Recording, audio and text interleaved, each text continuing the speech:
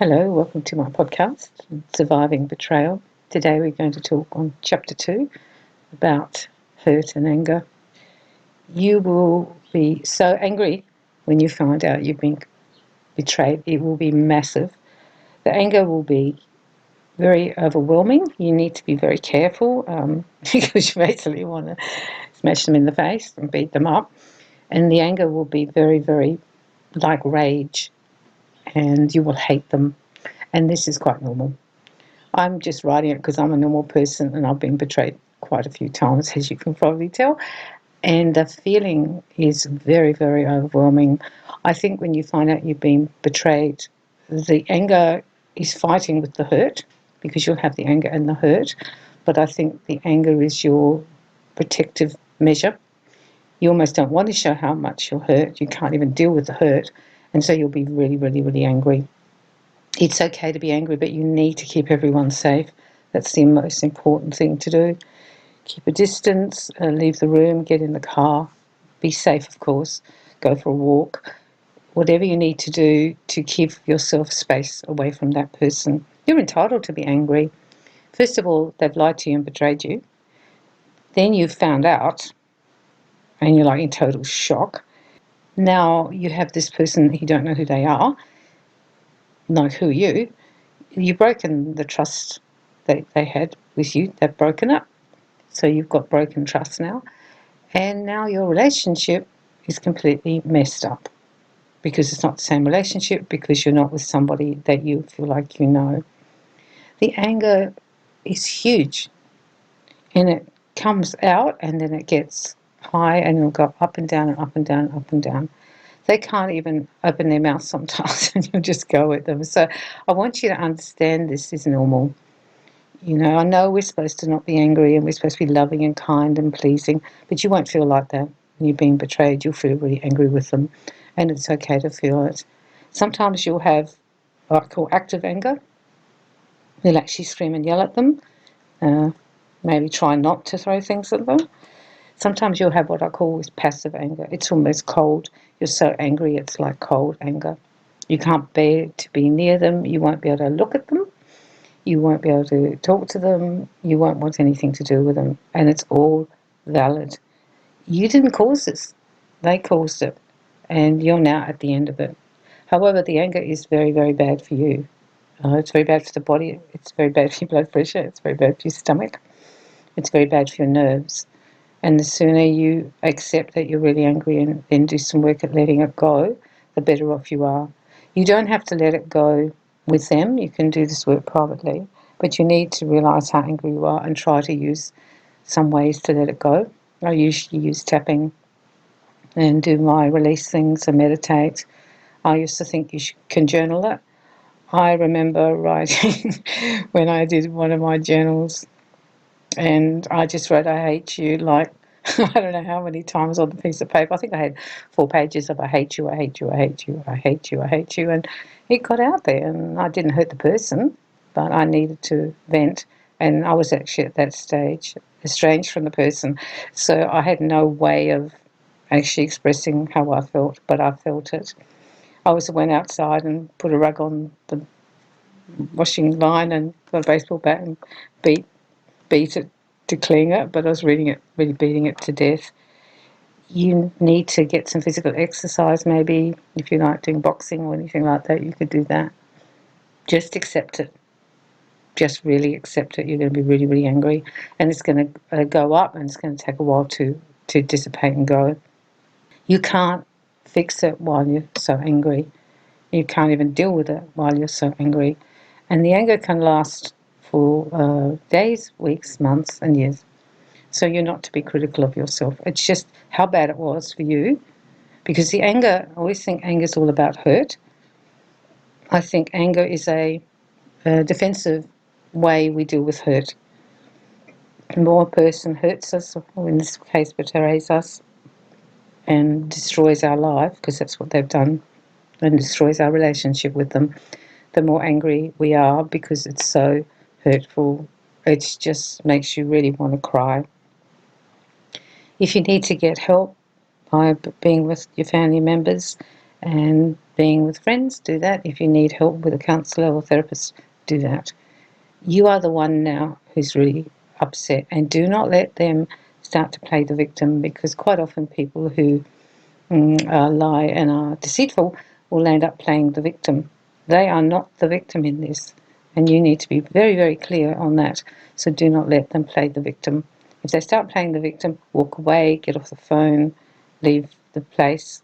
Do not let them do it. They are not the victim. They can feel guilt and shame, because they should, but not being a victim. And don't let them blame you. Do not let them blame you, because a lot of people who are betrayers will try and blame the other person. People don't talk about this enough. I think there's so many people out there who are hurting and angry from being betrayed in various different scenarios, and people don't talk about it, and that's why I think it's very hard to process it.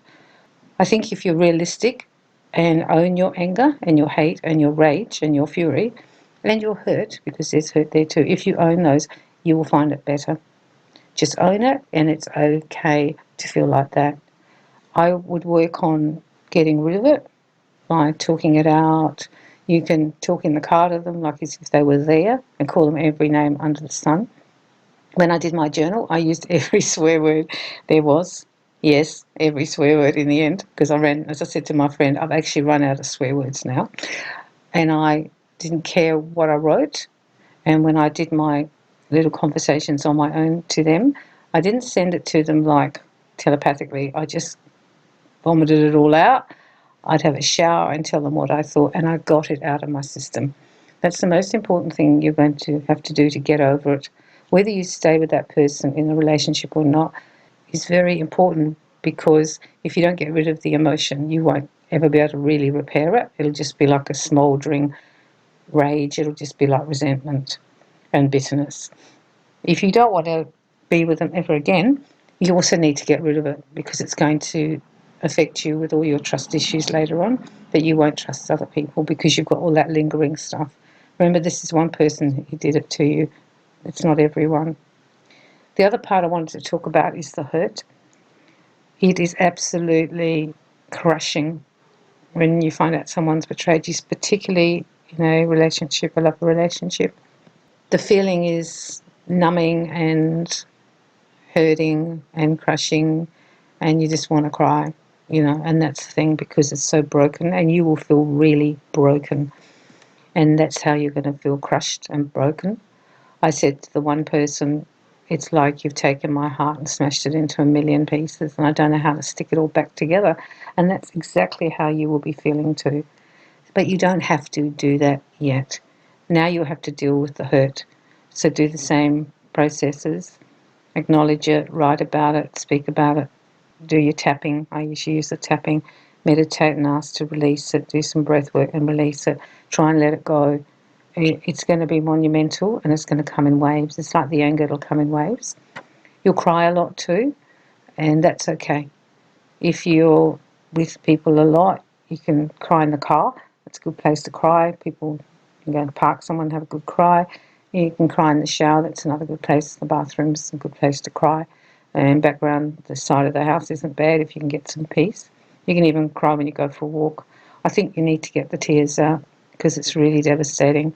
And from that moment, like, everything changes.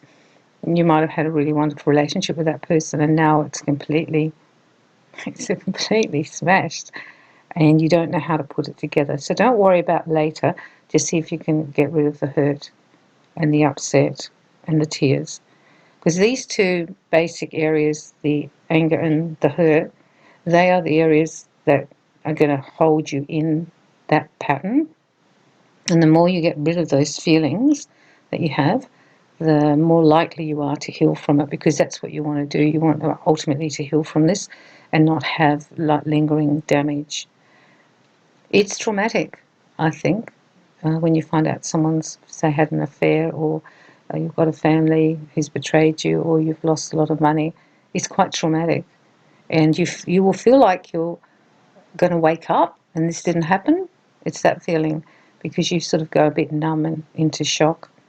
You need to take really good care of yourself now. Be around people who are comforting. Don't be around people who are making you feel you doubt yourself or taking the other person's side. You don't need that now. Just don't talk to them about it, and just find people who you can really talk to. How you deal with the person in the relationship is up to you. I'll talk about that in further chapters. But at this stage, you just need to deal with you and do whatever works for you. Do not please them. You need to have space in whatever that means to you. If you want to stay in the same area with them and deal with it, and you think you can do that, do it. If you need to leave and go away for a while, do that.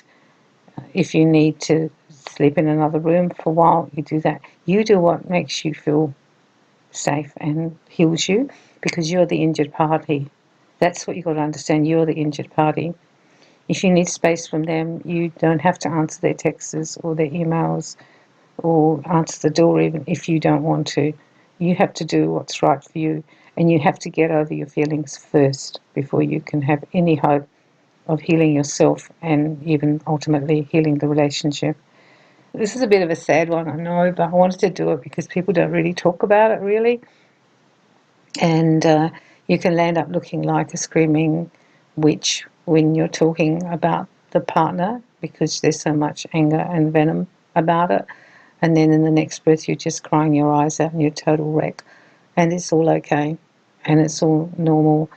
We're feeling people. We're emotional people. And this is these are the main emotions that you're going to have: anger-based ones, and then you're going to have hurt-based ones. Take care of yourself. Do the work to let them go. And you don't have to please that person during this time. They have done it. It's not because you're punishing them. You will feel like we want to punish them, of course. It's actually because you need some space. And you need some space because you're overwhelmed with feelings. Nurture yourself. If you can find anything that makes you feel better, like a bath or a shower or just watching bad TV and going into the zone to try and distract yourself, do that and get help. Do not fall down the big hole, the rabbit hole. Get help. So I'm sending you lots of love with this one, and I'm hoping that in your process you can heal from this.